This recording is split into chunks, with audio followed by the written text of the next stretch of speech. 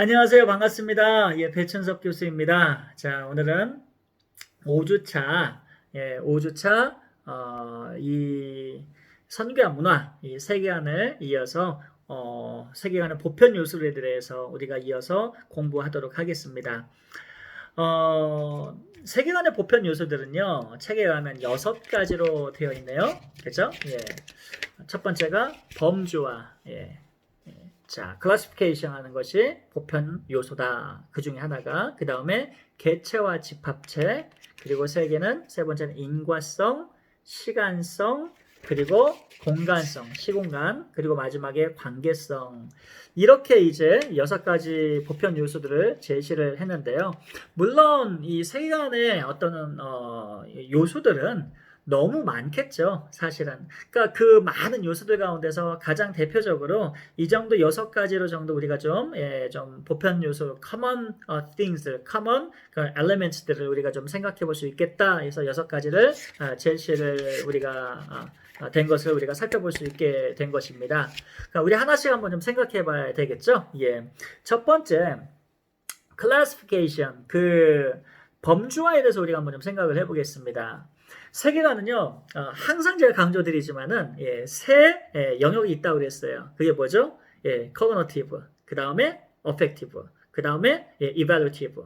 그러니까 이게 인지적이고, 감정적이고, 그리고 평가적인 어떤 영역들이 3가지가 있는데, 이것들로 인하여서 이 세계관을 통하여서 어떤 결과물을 내놓을 수 있냐면 바로 무엇이 좋고 나쁜가, 깨끗하고 그 다음에 더러운가, 기쁘고 슬픈가, 무엇이 유익하고 해로운가, 무엇이 성스럽고 무엇이 세속적인 건가, 이런 것들을 다양하게 classify해서 구분을 해서 범주화시킬 수 있는 그러한 능력이 세계관을 통해서 주어진다. 이렇게 우리가 생각해 볼 수가 있을 것입니다. 그래서 두 번째로 우리가 생각해 볼 수 있는 것은 범주화할 때 사실 조금 이 세계관에 따라서 이제 범죄가 좀 달라지긴 해요. 민족마다. 그게 뭐냐면 저는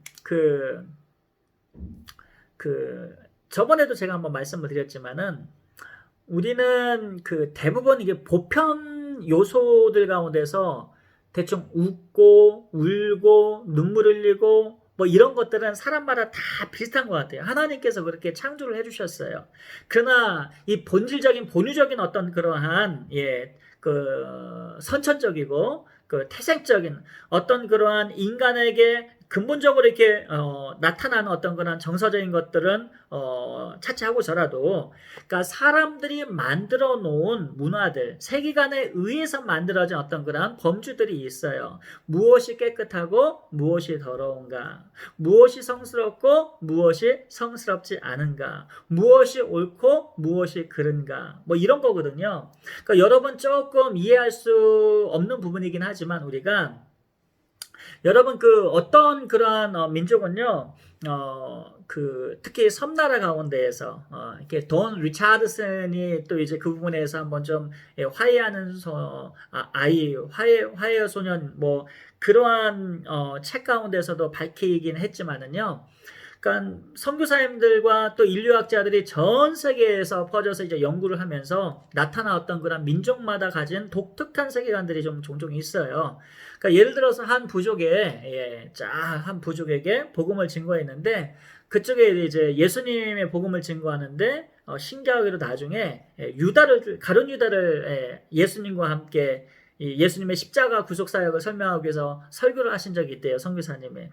그러니까 우리는 그 설교를 들으면 기본적으로 전부 다 어떻게 예수님이 나 같은 자를 위해서 죽으셨나, 예수님의 영웅이 되셔야 맞는데 예수님의 구주가 되셔서, 근데 거기서는 예수님을 구주로 믿는 것이 아니라 갑자기 가룟 유다가 영웅이 돼버렸다는 것이죠. 그래서 말도 안 되는 상황이 아닙니까? 이렇게 사람을 배신하고 배반하는 거, betrayal, 말도 안 되는 거잖아요. 그런데 그 부족에 있는 사람들은 그를 배신자라고 말하지 않고 똑똑한 사람, 지혜롭고 현명한 사람, 이런 그런 판단이 더 강해서 가룟 유다를 더 찬양하고 다른 사람이 지지하는 사람이 많았더라는 거예요. 그러니까 그 이유를 알고 봤더니 그 선교사님이 그 종족은 계속해서 싸움을 오랫동안 수십 년 동안 싸움이 그치지 않았다는 동네라였다는 거죠. 예, 부족들 가운데에서 틈바구니에서 그러다 보니까 예, 이기는 것이 예, 정의였던 거예요. 그럼 어떻게 해서든지 살아남는 것이 그것이 이 저스티스였었던 거예요.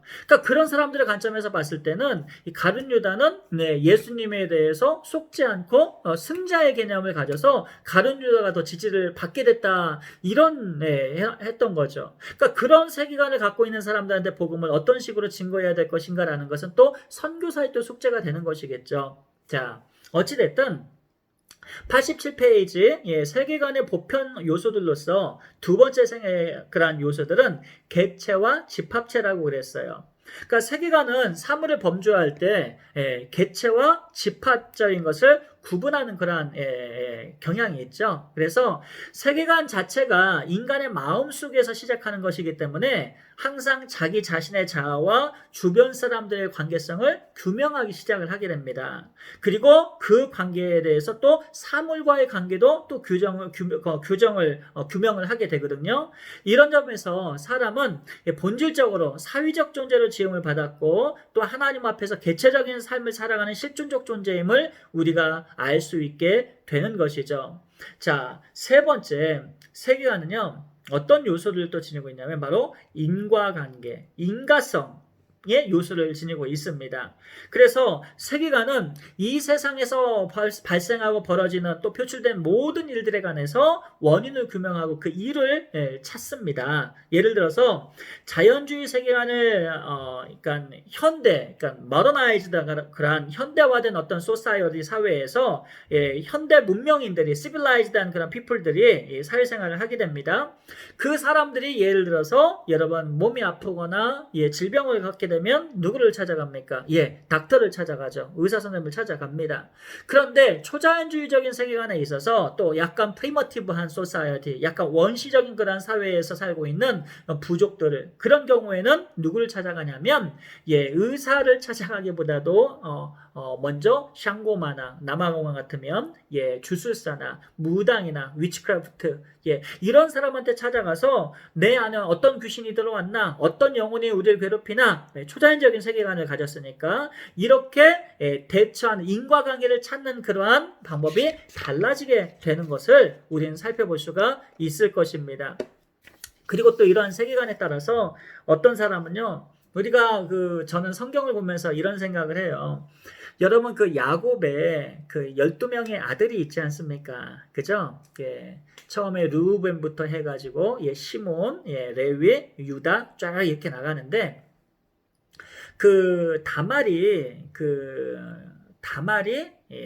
좀 어떻게 돼요? 이제 시몬과 레위의 친동생이죠. 그래서 그 하몰의 주장 아들한테 이렇게 좀 몹쓸 짓을 좀 당하고 그 부분에 대해서 억울한 일을 당했을 때 취했던 행동들이 좀 달라요. 그러니까 예를 들어서 요셉 같은 경우에는 얼마나 억울했겠습니까? 그래서 그 억울한 일은 원인을 찾아봐 보면 분명한 답이 보여요. 누구 잘못이에요? 어떻게 보면 요셉 입장에서는요. 형들이 굉장히 원망스러웠을 거예요. 원인 관계를 찾아보게 되면. 그 상황에서 형들이 자기를 뽀르라고 하는 물 웅덩이에 던져서 자기를 죽이려고 했고 자기를 미워했고 그 자기는 아빠 말 듣고 순종해서 원래는 그냥 처음 갔던 장소에 형들이 없으면 돌아와도 됐는데 도당까지 더 몇 킬로를 더 가가지고 거기 가서 또 형님들을 먹을 것을 갖다 주려고 했는데 형들은 나를 죽일 생각을 하고 있었던 거 아니에요. 그런 상황에서 돌이켜보게 되면 제가 요셉 입장이라면 너무 억울하고 화도 많이 났을 거예요. 그 상황에서 내가 평소에 이게 또 형들한테 좀 많이 밉보이기도 하고 난 형들하고 좀 내가 좀 너무 좀 내 자랑을 많이 해서 다 모든 게 내 탓이구나. 또 아빠가 나만 사랑해가지고 꽃가옷을 입혀주셨는데 색동옷을 입혀주셨는데 그래서 형들이 질투로 이렇게 나를 죽인 거구나. 이런 것들 인과관계를 이런 식으로 해가지고 풀어나가는 사람은 몇 안 될 거예요. 그런데 요셉과 같은 경우에는 이 모든 억울한 과정 속에서도 또 하나님 앞에 함께 기도하며 하나님의 주권을 의지하며 하나님께 맡기는 어떤 그러한 신앙을 우리에게 보여주거든요. 그러니까 그의 인과성은 결국 궁극적으로는 모든 내가 당하는 삶의 문제가 결국 하나님께서 풀어주실 거라는 그러한 분명한 신앙이 요셉에게는 있었어요. 그러나 시몬과 레위 같은 경우에 우리가 보시게 되면은요, 그 둘은 하나님의 뜻과는 전혀 무관했어요. 왜냐하면 야곱이 분명히 얘기했거든요. 이제 사실은 그 목적이 달랐던 거죠. 거짓말로 할례를 받고 그러면 이제 결혼을 시키겠다. 처음부터 그런 의도는 없었죠. 처음부터 그런 의도가 없었어요. 그들의 의도는 그들이 할례를 받게 해서 못 움직일 때, 전쟁을 칠 수 없을 때에 싹 쓸어버릴 것을 그들은 이미 계획을 하고 복수의 칼날을 가려고 준비를 했던 것이기 때문에 결국 복수라는 것은 하나님의 뜻보다도 결국 자기들의 뜻이 훨씬 더 앞섰던 것을 의미하는 것이죠. 이러한 인과관계성이 좀 전혀 달랐다는 것을 우리는 보게 됩니다. 재미있는 것은 구약 성경을 보게 되면 이러한 인과성을 찾는 데 있어서 하나님의 사람들 그리고 같은 하나님의 백성들이지만 또 인과성을 어떻게 찾아가는지 우리가 살펴보는 것도 우리 인간론을 이해하는 데서 상당한 좀 도움을 좀 얻을 수 있을 것 같긴 해요. 어찌됐든 이러한 그들의 세계관이 달랐다는 것, 결국 신앙의 믿음의 가치가 달랐다는 것은 다른 행동을 유발하게 했고 나타나게 했고 결국 그것으로 인하여서 우리는 분명한 결과들을 성경을 통해서 우리는 보게 됩니다. 선교사로서 우리가 선교를 준비하면서 가장 중요한 것이 뭐냐면 우리가 인간으로서 해야 될 책임도 굉장히 중요합니다. 중요하죠. 반드시 그렇게 해야 됩니다. 그러나 궁극적으로 선교는 하나님의 선교고 하나님의 구원 작정에 관련된 그런 선교임을 우리는 깨닫게 되는 것이죠. 하나님의 주권과 하나님의 그런 작정과 섭리와 선교는 뗄래야 뗄 수 없는 관계임을 우리는 생각해 볼 수가 있을 것입니다. 자, 네 번째로 우리가 살펴볼 요소는 뭐냐? 살펴봤더니 우선 시간의 개념이에요. 그러니까 세계관은 이 시간의 개념을 반영하고 있어요. 그래서 종종 가장 대표적으로 저는 이런 예를 들고 싶어요. 여러분 불교의 시간관념은 여러분 어떻습니까? 불교의 시간관념 윤회론적이죠. 윤회론적이라는 것은 뭐냐면 cyclic time of view, 그러니까 시간이 돌고 도는 거죠. 그러니까 이런 시간관을 가질 수 있었던 이유는 바로 그들이 자연주의 영향을 받았기 때문에 그래요. 이 자연을 한번 보세요. 벌써 우리 집 앞에도 겨울철에는 잎이 다 떨어져 가지고 앙상한 가지만 남아졌어요. 마치 모든 나무가 다 죽어 있는 것처럼 보였어요.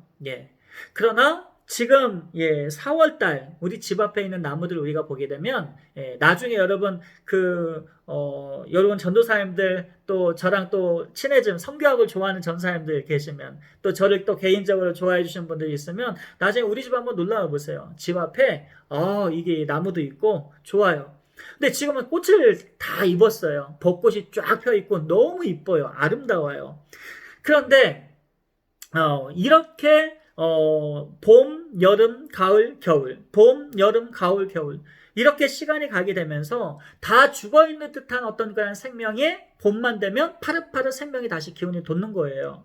이것을 보면서 그들은 어떤 시간관념을 갖게 되냐면 모든 것이 이렇게 다 도는 거구나. 인간에게 있어서 죽음이라는 것도 때가 되면 겨울 다음 죽은 다음에 죽음의 계절 이후에 생명의 계절 봄이 찾아오는 것처럼 인간도 결국엔 죽었다가 다시 살아나는구나. 이런 윤회적인 시간관을 갖게 된 것이죠. 여러분 어떻게 보게 되면 자연주의적인 입장의 세계관에서 봐서는 그렇게 생각할 수밖에 없어요. 하지만 진리의 말씀, 하나님의 계시의 말씀은 다르게 말씀하시죠. 이 시간은 하나님이 만들어 주셨죠. 시작에 있고 끝이 있고 알파가 있으면 오메가가 있고 창조가 있으면 모든 종말이 있고 그리고 재창조가 있고 하나님은 이 모든 것에 대한 주권자시고 모든 것에 대한 창조자이시고 구원자이심을 분명히 하나님께서 말씀을 통해 우리에게 계시를 해 주셨죠. 그래서 기독교의 시간관은요 윤회적인 시간관념보다는 어떻습니까? 리니어하죠. 직선적이고 직진적이에요. 그리고 한 흐름으로 하나님의 뜻에 따라 시간도 순응하고 순종하게 되죠. 그러니까 무슨 얘기냐면 결국 이러한 시간간의 개념에 따라서 사람들은요 다른 관념에 의한 다른 그런 삶의 양식을 가질 수밖에 없다라는 것을 우리는 알게 돼요. 그래서 우리 특별히 이제 서구와 동양 가운데에서 이 동양에 있는 사람들은 이러한 어떤 윤회론적인 어떤 시간관념을 의외로 상당히 많은 영향을 받게 됩니다. 그리고 샤머니즘 가운데에서도 이 어쩌면 많은 영향을 좀 받게 됐어요. 그래서 대부분 샤먼권이나 불교 힌두권 가운데 동양 철학을 있는 시간관념을 갖고 있는 사람들은요 좀 느리죠. 그리고 여유가 있죠. 그러면서 좀 되게 과거지향적이에요. 과거지향적이라는 건 뭐냐면 어떤 시간 개념을, 그러니까 시간에 대한 개념을 가질 때에 지금의 우리가 겪고 있는 현상, 지금 우리 삶 가운데서 있는 우리가 누리고 있는 삶과 그리고 우리가 삶에 있던 모든 문제를 어떻게 풀어나가느냐, 바로 과거를 반추해서 과거의 사건이 반영돼서 현재를 풀어나가는 그러한 시간관념이 강해진다라는 거예요. 그러니까 예를 들어서 지금 어떤 something happen이 일어났어요. something happened to us. 우리에게 어떤 문제가 일어났는데 이 문제를 풀어가려면 과거의 그 문제를 어떻게 풀었는가를 먼저 더듬어 가는 것이죠. 물론 이것이 역사적인 측면에서는 긍정적인 면이 있지만 그럼에도 불구하고 대부분 우리 알게 모르게 우리 정신세계 세계관에 이런 것이 많이 들어와 있거든요. 그렇게 되면 이렇게 돼요. 우리 옛날에 우스갯소리로 지금 몇 시요? 이런 물어보면 시골에서 어제 이맘때요. 이렇게 얘기하잖아요. 그러니까 저기 있잖아. 저기 옆에 그 동지 때 그 손녀딸 태어날 때 거시기 있잖아. 뭐 거기 그 누구 그러니까 어떤 사건을 중심으로 어떤 것을 이해를 하고 그리고 그것을 가지고 오늘날의 문제를 풀어나가려는 것. 특별히 조상제사 의례가 더 이렇게 강화된 것도 어떻게 보게 되면은요. 그러니까 우리가 삶 가운데서 지금 이렇게 좋은 복과 화복을 입게 되는 것은 사람들은 인과관계를 가지고 다 수학 공식처럼 이렇게 맞추려고 그래요. 과거에 심지어 조상이 어떤가 잘못해놓은 것들이 가게 흐르는 저주처럼 그것이 나한테 영향을 좀 끼쳐가지고 내가 지금 당하는 복과 그 화와 내가 누리고 있는 그런 복이 결국에는 나로 말미암지 않고 내 조상에 있는 어떤 이유다. 이런 식으로 이제 이해를 생각해서 시간관념을 가지려고 하는 사람들이 의외로 있거든요. 그러니까 이게 제3세계권이나 동양세계권에서 이것이 상당히 많이 강하게 반영이 됩니다. 그러나 여러분 잘 생각해 보십시오. 여러분 요셉이 정말 악을 행하고 요셉이 정말 12형제보다도 가장 이런 문제가 있어서 여러분 고난을 받았습니까? 그렇지 않죠. 그러니까 성경을 보게 되면요. 악인도 징벌을 받고 고난을 당해요. 그러나 의인도 고난을 받아요. 결국 이 세상에 살아간 사람에 고난 없는 사람 단 한 명도 없을 텐데 놀라운 사실은요. 저는 요셉이 큰 사명을 지녔기 때문에 사실 고난을 더 크게 받잖아요. 우리가 아는 것처럼. 만약 그가 별 볼 일 없이 살아가는 사람이었더라면 평범하게 살아가는 사람이었다면 사명의 큰 사명을 갖지 아니하고 그냥 조그맣게 자기 삶을 하나님을 섬기면서 찾아가는 그 정도에 있다면 편안한 인생을 하나님께서 주셨겠죠. 일부러 하나님께서 고난 주시진 않겠죠. 세디스트도 아니신데 하나님께서. 놀라운 뜻이 있으셔서 하나님의 작정하신 계획이 있으셔서 하나님께서 요셉에게 고난을 주시고 다윗도 마찬가지고 다니엘과 느헤미야 사도가 다 마찬가지인데 우리의 인생도 마찬가지죠. 뜻이 있겠죠. 하나님의 뜻이. 그렇지 않습니까? 그러니까 이러한 뜻에 따라서 우리가 생각해보게 되면 결국에는 나타나는 것이 뭐냐? 이 시간관념도 궁극적으로 다른 시간관념에 대한 세계관이 다른 인생을 또 표출해낼 수밖에 없는 것이죠. 그래서 현대 그 기독교인의 어떤 그런 우리 기독교인의 시간관념을 가지게 되면 우리는 종말이 있는 것을 알고 있기 때문에 마지막 심판이 있는 것을 알고 있기 때문에 그리고 우리는 죽어도 부활할 거 알고 있기 때문에 사실 그렇게 겁낼 필요는 없어요. 코로나라 할지라도요. 그리고 사실 우리가 좀 고난받는 거 그렇게 두려워할 필요는 없어요. 우리가 하나님 뜻대로 살지 못하는 것 때문에 우리가 좀 힘들어하고 고통당할 필요는 있어요. 내가 정말로 하나님 뜻을 큰 사명을 이뤄드리고 싶은데 내 능력이 부족하고 내가 뭔가 좀 많이 부족해서 이래서 우리가 좀 고통스러워서 우리가 하나님 앞에 기도하고 찾아가는 건 좀 괜찮아요. 그러나 까짓거 뭐 이 코로나나 우리가 뭐 이러한 고난 때문에 이 고난 따위 때문에 우리가 우리의 정체성까지 흔들릴 정도로 두려워하거나 이것은 아니죠. 네, 이것은 아니죠. 그러니까 우리가 갖고 있는 시간관념의 세계관은 무엇이냐? 분명한 종말과 그리고 하나님의 심판대가 있고 하나님 주님 만날 때가 있기 때문에 우리는 이러한 세계관이 있기 때문에 삶이 분명히 다르죠. 비기독교 그리스도인들과는요. 예. 그러나 이 불교계에 있는 사람은 돌고 도니까 그렇게 열심히 살아갈 필요도 없고, 첫 번째. 그리고 두 번째, 모든 것이 다 승화되지 않습니까? 그들 말로. 그런 니르바나, 예. 모든 것이 자아해탈하게 돼요. 그러니까 무로 가게 됩니다. 모든 것이 다. 그런 차원에서 봤을 때에 집착할 이유가 전혀 없는 것이죠. 예. 참 신기한 거는 그들은 무소유를 그렇게, 그것이 진정한 불교의 목적인데, 예. 가끔 TV를 뉴스에서 우리가 보시게 되면 스님들이 뭐 승려들이 모여가지고 도박도 하고 돈이 넘쳐난다고 그러고 뭐 이렇게 집착을 해서 많이 갖고 다니신지 모르겠지만은 결국에는 이 시간관이 역시 세계관의 큰 요새한 범죄로서 들어와 있는데 결국 이러한 시간관이 전혀 다른 인생에 대한 양태를 또 문화 형태를 만들어낸다는 것 우리가 좀 생각해 볼 수가 있을 것입니다.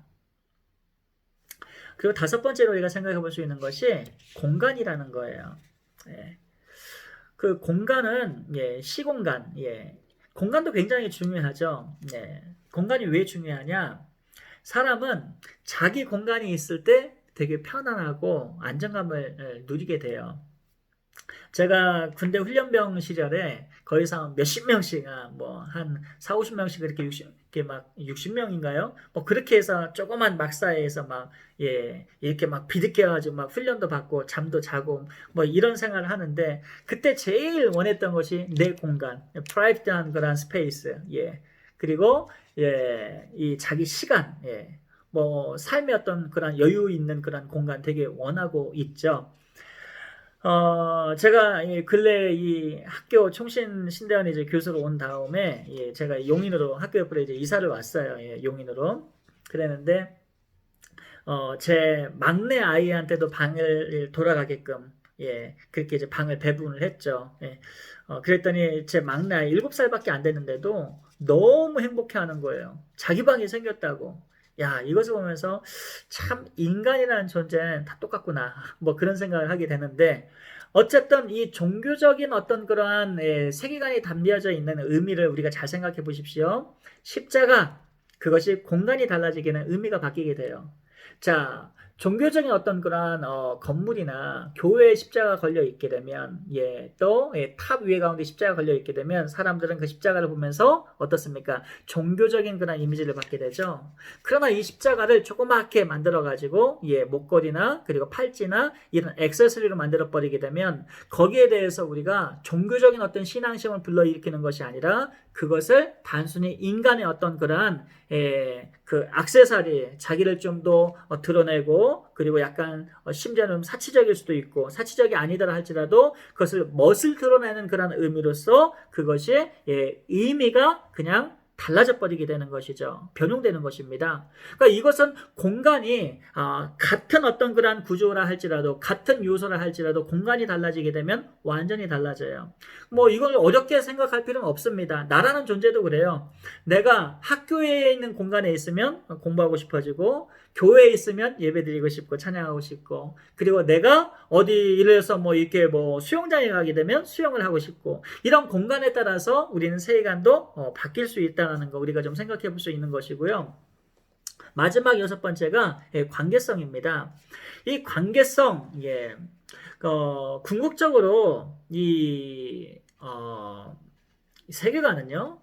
코그니티브, 어펙티브, 그 다음에 이밸리티브라는 것은 뭐냐면 결국 지금까지 공부했던 것이 클래시파이를 시키고 이 범주를 나눠서 그 가운데에서 시공간도 보았고 그리고 개체와 집합도 보았고 인간성도 우리가 살펴봤는데 궁극적으로 모든 것을 다 세계관을 통해서 관계에 대한 어떤 궁극적인 핵이라고 할까요? 예, 관계가 결국에는 총체적인 어떤 종합성으로 나아가게 되는데 거기에 궁극적인 어떤 그러한 근거가 사실 세계관이다. 우리가 이렇게 좀 생각해 볼 수가 있다라는 것이죠. 그래서 우리는요, 페이지 90페이지 한번 보세요. 마지막 문단에. 예를 들어 북의 사회에서는 아버지를 중심으로 인척이 중요하게 구별되고 목의 사회에서는 어머니의 가족 즉 외척을 중심으로 인척이 정교하게 구분된다. 그러니까 patriarchal이냐, 그러니까 아버지 중심으로 가느냐, 예, material이냐. 그러면 좀 이렇게 mother 중심으로 이렇게 가는 어떤 이렇게 가느냐. 결국 무슨 얘기냐면은요. 결국에는 이 세계관에 따라서 모든 관계가 다 사실은 재정립될 수밖에 없다라는 것이죠. 당연한 거 아니겠습니까? 그러니까 내가 하나님을 믿는 그러한 신앙으로서의 어떤 세계관이 갖고 있으면 하나님 중심의 세계관을 쫙 열리게 돼요. 저는 사실은 우리 총신 신대원으로 와서 저는 너무너무 행복합니다. 왜냐하면 교수님들을 뵈도 너무 행복하고 제가 가르쳐주신 은사님들 계셔서 너무 행복하고 그리고 예, 또 같은 교단 안에서 선후배 또 교수님들 계셔서 너무 행복하고 동역자를 뵈서 너무나도 행복하고 무엇보다도 우리 전사님들 봐서 너무너무 행복하고 정말 행복합니다. 그냥 저한테 예를 들어서 해를 끼치지도 않고 괴롭히지도 않고 핍박 주지도 않고 그냥 그 자체 안으로 형제됨이 감사하고 공동체가 감사하고 너무너무 감사한 거예요. 예. 그러니까 결국에는 사람이 결국에는 이 세계관에 의해서 모든 관계성이 다 정립이 되게 되는데 하나님의 사람들은 하나님의 사람들로 인해서 너무너무 행복감을 누리게 됩니다. 예. 그러나 우리가 선교사로서 이제 우리가 중요시해야 될 것은 궁극적으로 이러한 세계관의 어떤 보편 요소들을 우리가 살펴보면서 이러한 요소들에 대한 이해를 통하여서 결국 각 에스닉 피플들이 갖고 있는 그들의 보편적 요소들을 살핌으로 그들의 세계관이 무엇이고 그리고 그들은 어떻게 사물을 해석하고 이해하는지 깨달음으로 말미암아 좋은 관계를 맺고 또 그들이 이해하는 방식으로 우리 선교사들이 이해하려고 노력하고 그래서 동질화가 돼서 결국 궁극적으로 그들을 좋은 관계 속에서 복음으로 예, 그리스도께로 이끌어내는 그러한 사역을 우리가 해야 된다는 것. 예, 그거 굉장히 중요한 부분이죠. 그래서 오늘 두 번째 시간으로 해서 세계관에 대한 중요성 그리고 기능에 대해서 그리고 보편 요소들의 한 6가지의 요소들에 대해서 살펴보았습니다. 자, 지금까지 제 강의를 들어주셔서 감사드리고요. 다음 시간에 또 뵙도록 하겠습니다. 감사합니다.